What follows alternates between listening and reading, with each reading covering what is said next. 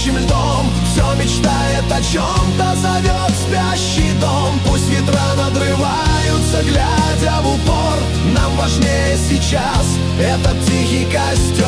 Все, что было не так, заметает пурга, оставляя лишь памяти эти снега. И когда над грядою затеплится свет, мы оставим на этой земле свой секрет.